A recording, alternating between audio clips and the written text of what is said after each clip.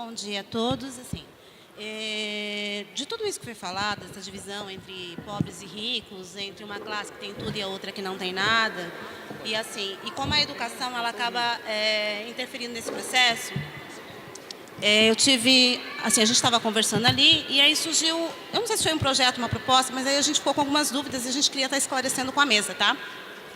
Então é assim. Foi dito que a cidadania é construída por várias mãos e é articulada em instâncias intermediárias, que foi o que o senhor disse, né?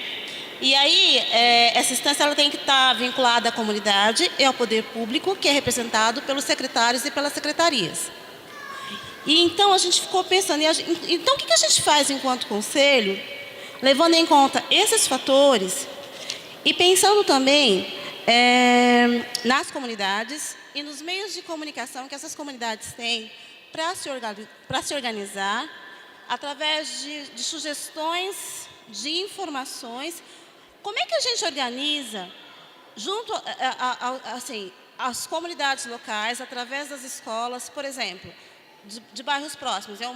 A minha filha estuda na EMEI Sérgio Simão e ao entorno dela tem outras escolas e outros conselhos. E nós temos muitos problemas sociais dentro daquela comunidade. Então, a gente queria saber como é que a gente pode utilizar o espaço da escola para formar informativos que seriam distribuídos mensalmente.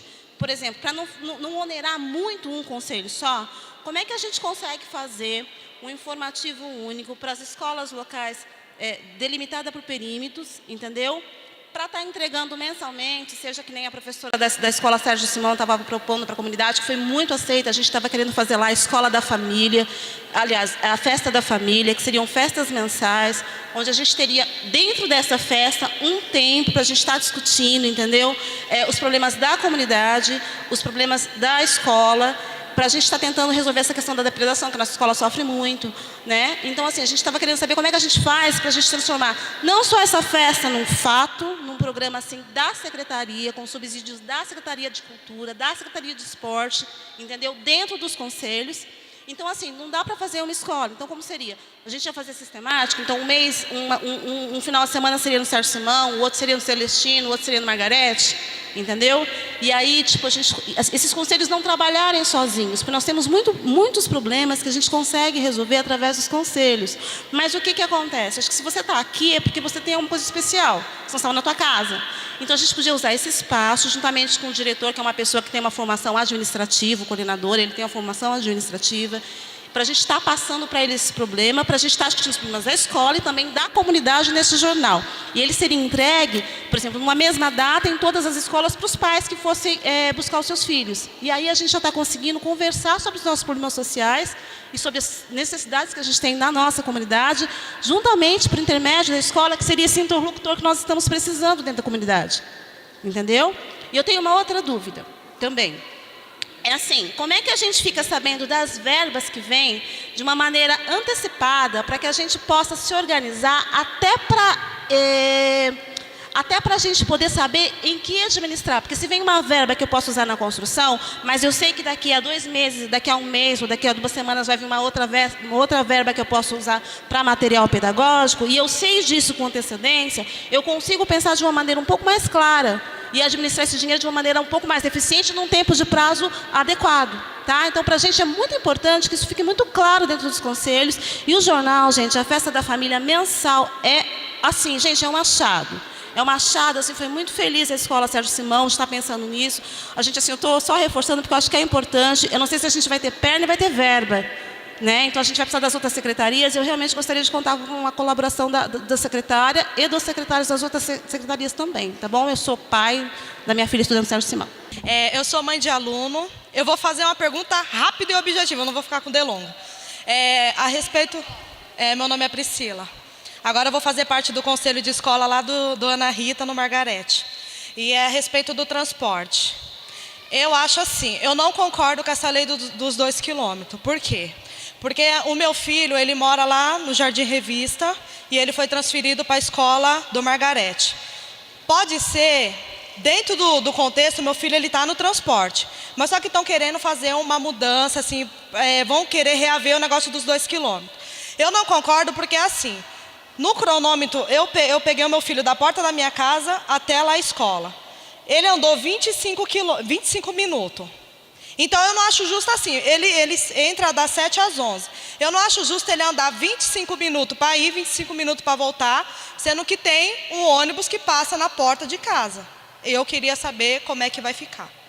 Eu sou a Cristiane, trabalho na secretaria, sou professora e atualmente estou como diretora-geral de ensino. E a minha pergunta, eu queria que o Cícero e o Rubens falassem um pouquinho. Eu fiquei assim, muito contente, acho que com o Cícero, quando ele traz na fala dele que a gente tem que pensar ações na escola, não só para garantir quem já participa, mas pensar também em quem ainda não participa. E aí, quando o Rubens faz essa fala, eu acho que todo mundo que está aqui, acho que a gente tem uma vitória, né, porque é um processo de participação que a gente foi eleito pelos nossos pares, né, seja os professores, os pais, os funcionários. E aí, quando a gente assume lá na escola, e aí a gente entra numa outra discussão, que a gente precisa pensar, o que é essa tal de democracia representativa? E acho que essa é uma discussão polêmica, que daí eu queria que o Rubens e o Cícero falassem um pouquinho, porque daí também a gente tem que tomar um cuidado, que na medida em que a gente foi eleito e a gente está atuando lá na escola, e que a gente também não esqueça de voltar e fazer a discussão com os nossos pares. Porque quando eu estou lá no conselho, quando eu estou discutindo e quando eu estou decidindo sobre um determinado assunto, eu não tenho que falar por mim, Cristiane, né, por mim, né, enquanto mãe ou enquanto pai individual, mas eu represento um coletivo. Então eu queria que os dois falassem um pouquinho como é que isso volta depois e quais são os mecanismos que a gente pode pensar na escola de ampliar. O conselho é mas existem quais são as outras formas que também a gente pode ter na escola para ampliar também e trazer para quem está legitimado e que também traz os seus, para quem eu represento. Maria Luísa, até hoje, às 9 horas, eu era vice-presidente do Conselho Municipal da Escola Abrão Salomão Domingues. E agora eu fiquei como suplente. Então eu queria mais participação dos pais e mais colaboração também, e todo mundo participasse junto. Não só nós decidimos as coisas e eles não. E principalmente as pessoas que já foram eleitas. As duas questões que você levantou, você deu a resposta no meu modo de ver. Veja, quando você fala assim, no lugar, né, na comunidade onde que você vive e onde frequenta a escola, onde que trabalha, onde que tem um filho e tal, assim, enfim, a ideia é de que há algum tipo de relação entre as escolas e tiveram a ideia de fazer uma espécie de comunicação, né, a partir de um informativo, para que as notícias das escolas pudessem ser veiculadas para todas elas e trocassem as informações de modo mais ágil, alguma coisa assim. Foi isso que você falou, não foi? Porque a sua pergunta foi como é que essa relação das comunidades, das escolas, das ações que podem ser feitas, são feitas nas escolas com a questão da comunicação. E aí eu acho que você, ao falar que nesse lugar, nesse hall de escolas, né, próximas, se pensou na possibilidade de construir, não sei se já está efetivado, mas se pensou na possibilidade de se construir um informativo, né, da realidade local dessas escolas, com informações do que acontece num conselho, no outro, e você também relacionou não só as questões só sobre a escola, mas de modo mais amplo também, dos aspectos da comunidade. Eu acho que isso é o fundamental. Quer dizer, quando a gente chamou a atenção para a questão da participação na escola, veja, é um jeito, é um tipo diferente de educação que a gente está forjando nesse processo. A gente pensa a escola, normalmente, como aquela que vai ensinar português, matemática, ciências, educação física, arte e tal. Só que esse tipo de conhecimento, que é fundamental para a nossa vida, que é a gente olhar para a nossa realidade local, perceber os problemas, trocar ideias com os demais moradores e demais trabalhadores da região, estabelecer o que é que a gente vai reivindicar e para quem vai reivindicar determinadas condições, etc. Ora, esse tipo de procedimento é o que a gente também aprende quando participa dos mecanismos democráticos da escola, tá certo? Então, na hora que se está participando de um conselho, e tendo as informações e tomando decisão sobre o que deve acontecer na escola, a gente também está aprendendo que esse jeito de pensar a escola pode ser pensado para atuar no bairro, pode ser pensado para atuar na cidade. E nesse sentido a gente aprende uma coisa que é fundamental, que é a ampliação do conceito de cidadania e de poder intervir no rumo da nossa vida, como diz o Cícero aqui do lado. Ele falou: olha, nós queremos viver bem e nós queremos tomar na nossa mão o rumo de como é que deve ser essa vida melhor. Ora, isso a gente aprende partilhando, conversando, trocando ideias e apresentando, percebendo que os problemas em geral são comuns e, portanto, a gente pode resolver de modo coletivo, democrático e apresentando as reivindicações para quem que direito. Seja o diretor da escola, seja o prefeito, seja o governador do estado ou coisa que o valha. Tá certo? Para as autoridades. É isso que eu quis dizer também com relação à representação livre diante do poder. Agora, o jeito de se comunicar, eu acho que é interessante do jeito que estão falando. Primeiro, a ideia de que haja um veículo, um boletim, um informativo.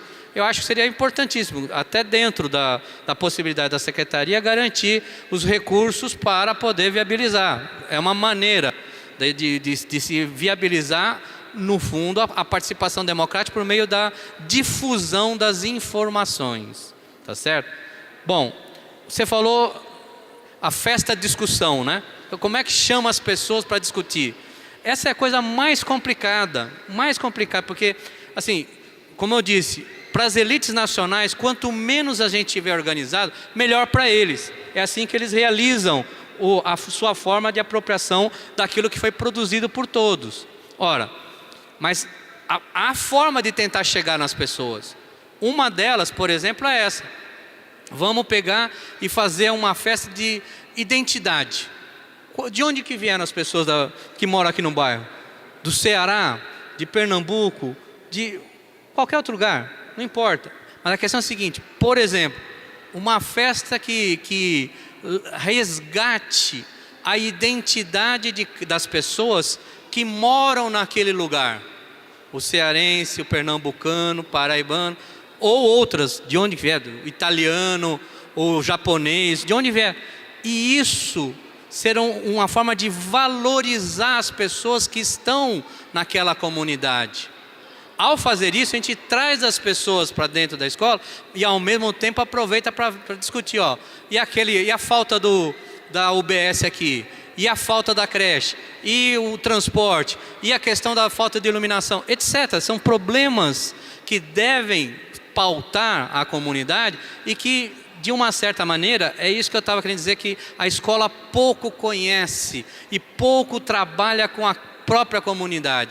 Eu acho que, numa perspectiva de construir uma educação democrática, a escola deve estar cada vez mais integrada com a perspectiva da comunidade e conhecer os problemas e, de uma certa maneira, participar para efetivar.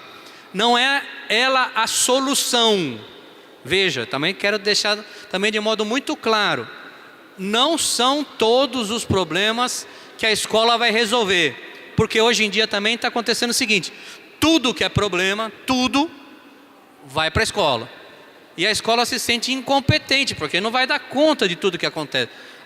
Há problemas que extrapolam a possibilidade de solução que a escola pode oferecer. E, portanto, tem que saber os limites. Tá certo? Agora, isso não quer dizer que a escola não deva conhecer muito melhor e participar também das ações que a comunidade realiza, né? Quanto ao transporte, eu não posso falar, acho que é uma secretaria e tal.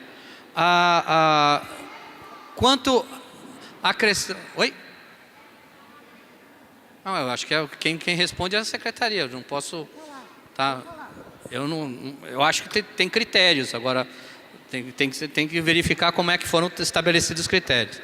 Bom, com relação a pensar em quem não participa, uma das ideias foi essa, pensar em trazer pessoas com assuntos que interessam a todos, mostrar o que a escola faz, apresentar uma carta aos pais dizendo, esse é o projeto, é uma parte do projeto pedagógico da escola, venha discutir com a gente, ou vamos pensar numa formação de pais, numa escola de pais, vamos ver o que está acontecendo com os filhos da gente, vamos ver o que está acontecendo com o trabalho dos nossos filhos na escola, para poder, de uma certa forma, tanto a escola está conhecendo melhor a comunidade, como também a comunidade conhecer melhor o que acontece dentro da escola, tá certo? Essa relação é importante. E os temas eles podem ser variados, tá certo? Pode ser variado. Agora, quando se fala, a Cristiane levanta a questão da democracia representativa e os mecanismos de participação, primeiro que eu acho que é importantíssimo a participação organizada, os conselhos, tá certo? Mas não existe só conselho. Por exemplo, pode ser feita a assembleia da escola, chama todo mundo, não precisa ser o conselho, chama todos, e aí começa a discussão com todo mundo. É um outro jeito de se pensar como é que pode valorizar também o processo de participação na escola, tá certo? Agora, quando se pensa na perspectiva da representação, e por isso que eu chamei a atenção de como que é difícil a democracia, veja, se eu sou pai, conversei com os representantes, né, com todos os pais, e fui lá no conselho levar a posição dos pais. E chegou lá na escola, conversando com o aluno, conversando com o funcionário, conversando com a direção, conversando com o professor, eu ouvi uma outra explicação, ouvi uma outra história, ouvi uma outra interpretação sobre o que está acontecendo na escola, ou uma outra posição sobre como que deve agir a escola. Eu, como pai, eu posso pensar e falar assim, ó, na hora de tomar qualquer decisão, olha, isso aqui eu não discuti antes, eu queria propor que a gente adiasse a discussão para eu voltar para os meus colegas, apresentar para eles e depois eu volto para dizer o que a gente acha. Esse é um procedimento.